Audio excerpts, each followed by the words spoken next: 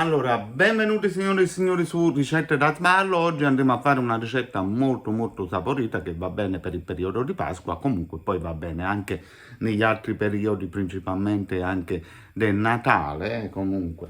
Per l'estate è un po' problematica. Comunque, il casatiello napoletano, logicamente noi lo faremo qui con gli ingredienti di Parigi. Nell'impasto e anche nel tortano, quindi nel casatiello che noi andiamo a fare, verrà aggiunto il formaggio. Quindi verrà aggiunto il romano, verrà aggiunto il parmigiano, sia nella preparazione dell'impasto, sia all'interno proprio del casatiello.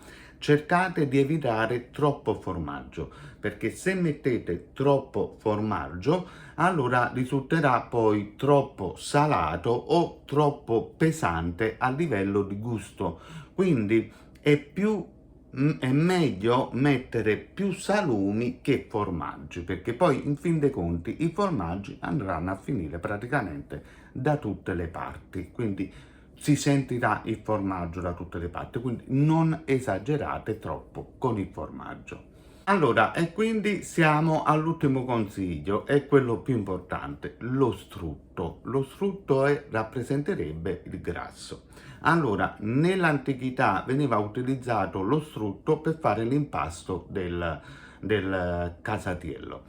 Però diciamo che questa è una cosa che riguarda l'antichità, che riguarda la tradizione di come realizzare il casatiello.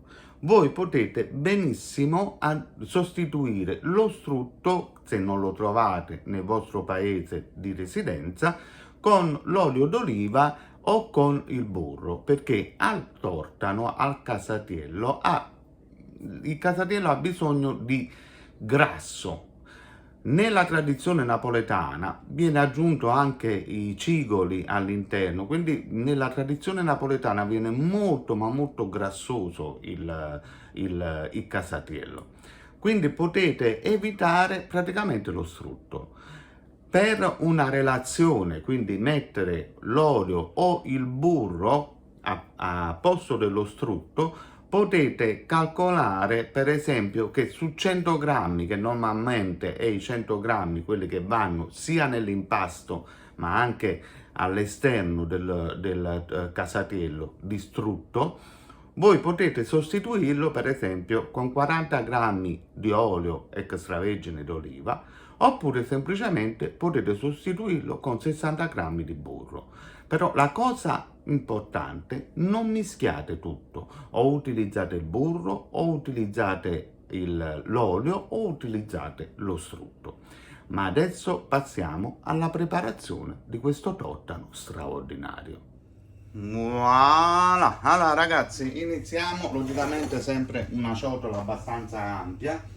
Le 4 uova, ma le andremo a utilizzare dopo, queste qua sono le uova che abbiamo disinfettato, quindi le abbiamo messe praticamente da parte.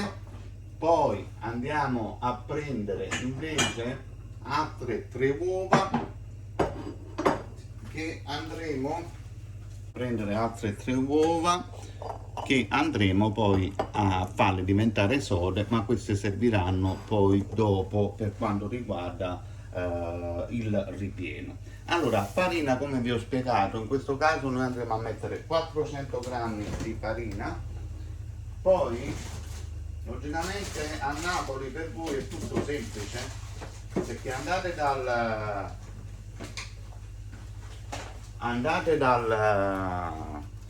dal vostro salumiere di fiducia e vi fa 1 chilo di preparato per il gâteau oppure per il tortano, mentre noi dobbiamo arrangiarci così. Quindi abbiamo preso del lardo con fumé, abbiamo preso del prosciutto cotto a dadini fumé, della scamorza fumé, del formaggio Emmental, del salame che poi andremo a fare a pezzi.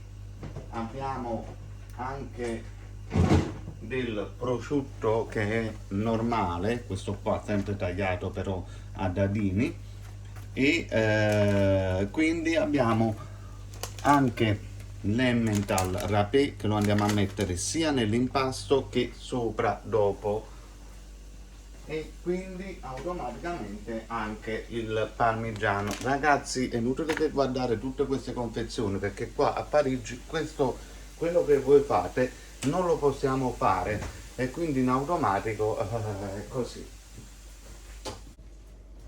Per fare sia l'impasto, quindi andremo a utilizzare 40 grammi di olio d'oliva e 10 grammi su per giù di sale. Non esagerate troppo con il sale, perché altrimenti viene, ehm, viene troppo salato, perché gli elementi che mettete all'interno sono già salati. In questo caso una bustina di lievito, perché sono 400 grammi di farina, 3 bustine di zucchero vanigliato che andremo a mettere poi per attivare il lievito, e anche dell'essenza di vaniglia che servirà poi per dare ancora più gusto a tutto. Quindi praticamente all'interno del mio tortano ci sta di tutto, ci stanno i formaggi, ci stanno i salami, quindi viene assolutamente una cosa buona. Quindi iniziamo a creare la ricetta dell'impasto.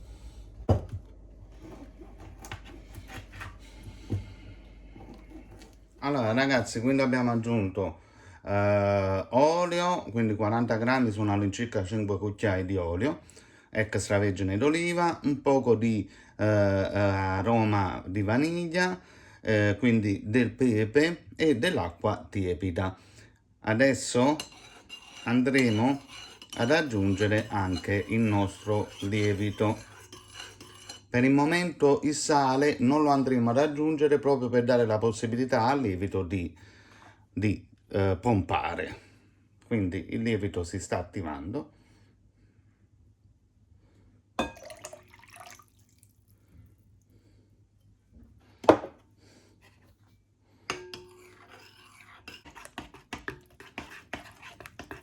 Quindi a poca volta aggiungiamo la farina. In questo caso ho preso un'unica farina da 11 grammi, va benissimo ragazzi, non vi spaventate.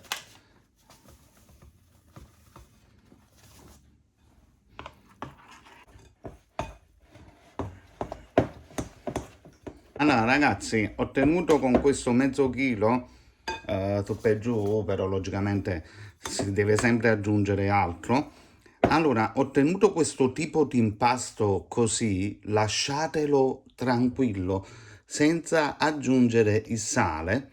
Lasciatelo così una quindicina di minuti coperto, qua sullo stesso posto. Quindi lo lasciate coperto, che lui incomincia il lievito incomincia a nutrirsi sia delle proteine della farina, sia delle proteine delle cose che noi abbiamo messo. Quindi incomincia a gonfiarsi. Passati questi 15 minuti, se avete da fare qualcosa, andate a fare. Potete poi incominciare a impastare, e in questo caso qua poi andremo ad aggiungere il sale. Voilà. Allora ragazzi, siamo rimasti così un quarto d'ora. Adesso ed aggiungiamo sale e formaggio ed impastiamo. Attenzione qua quando impastate, perché non ha bisogno di fare proprio delle venature, la pasta deve rimanere un po' umida, ok? Quindi l'impasto lo fate sopra al piano, quindi aggiungete un po' di farina e impastate, però non impastate per tanto tempo, questo è quello che voglio dire.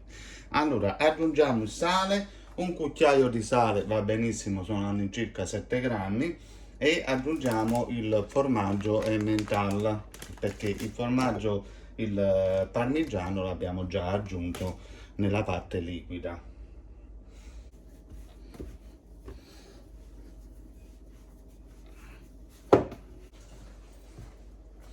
Allora, una volta che noi abbiamo impastato in modo molto rapido, per miscelare lo zucchero con il formaggio, quindi rendere la pasta un po' più morbida, adesso andiamo a coprire e facciamo lievitare praticamente per 2-3 ore in un ambiente caldo della casa.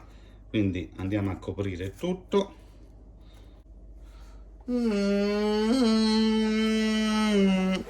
Ragazzi, siamo pronti. Andiamo quindi adesso a riempire il nostro casatiello, quindi a formarlo. Un po' qua. È già sufficiente, però comunque cerchiamo. Vabbè. Ok.